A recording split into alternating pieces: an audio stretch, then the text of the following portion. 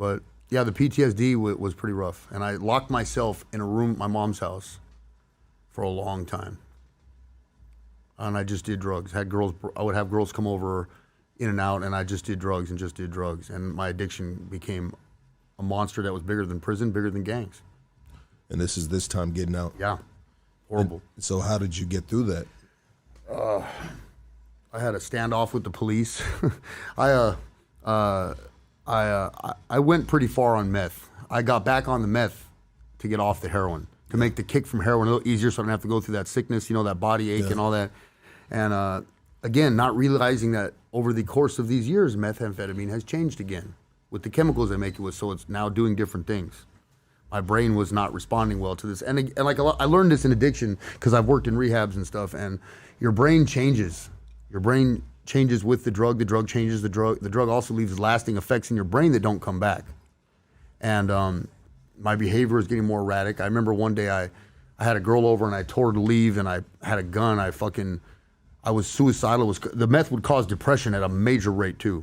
I tried to light myself on fire, kicked the girl out, and shot a gun off in the air. A neighbor called the cops. I hid the gun. I had a backup gun that looked like remember when Walmart would sell those BB guns that looked legitimate? Yeah. So I had a 32 that looked just like a 32 Beretta I had. And I remember the cops came, someone called the cops. The cops kicked all my mom's doors off her fucking nice house. My mom bought a house in Santa Clarita when I was in a joint. Beautiful 5-bedroom house.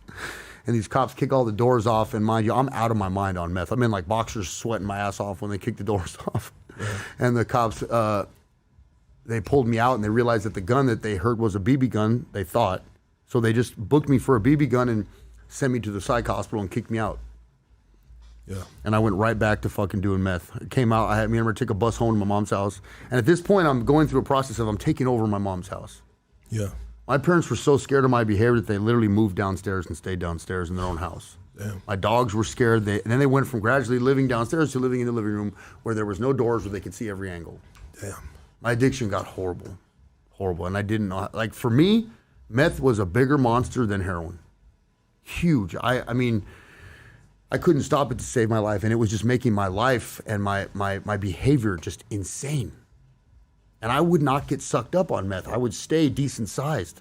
And for some reason, I was doing the craziest shit, going out robbing and stealing.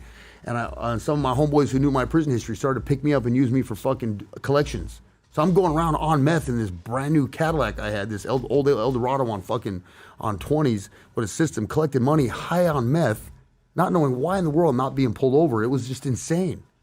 You get pulled over, you're not doing nothing wrong, you got a warrant and a gun in the seat when you've been living right. But God forbid if I'm driving around on meth, then shooting up at the stoplight, I can't get pulled over to save my life. And I'm just collecting money and doing all this, and my addiction's getting worse. And as this process is accruing, I'm losing friends. I'm no longer reliable. I'm losing connections. My family's getting upset. I destroyed my parents' $1 million home and turned it into a trap house. The second story of my parents' home looked like a trap house. Graffiti on the walls. I thought I was Tim the Tool Man, Tweaker Taylor. I'm remodeling a house, thinking I'm upgrading it. The fucking floorboards I turned this house, I'm thinking I'm doing some damn thing. There's fucking bandsaws going at 3 a.m. Neighbors are complaining. At this point in time, they have these apps that go to all the Facebooks and Instagram, let you know when your neighbors are acting up. What's it called, Nextdoor or something? My community has apps where all the neighbors are in communication. You ought to see what they would. I got bandsaws, I'm hammering, I'm upgrading, building perches and fucking patios at 3 a.m.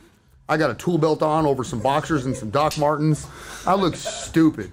And I'm remodeling this house like I know what time it is. And I'm like 3 a.m. going down, hey mom, where are the nails at? She's like, it's 3 a.m. Like I feel for my poor parents. And this house was just destroyed. Like God bless my parents for not just having me committed and having me arrested, And I remember one night I got in a fight with my dad. I hit him from behind for absolutely no reason. The meth was causing a psychosis where I would assume you were doing something. I would assume you're fucking my old lady. Mind you, I don't even have an old lady at this point. No one wants to talk to me. Yeah. I don't even have a puppy at this point. I don't have a dog at this point. But I'm in my head making these scenarios up, and I fought my dad. I hit him with an alarm clock.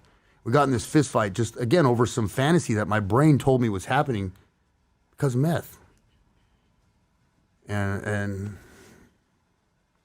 that's why I was telling you, the fact that he still goes to Top Gun with me, if he wants me to wear a parka, I'll wear a parka. You know what I mean? Whatever you want, Dad, I got you. It's crazy, bro, about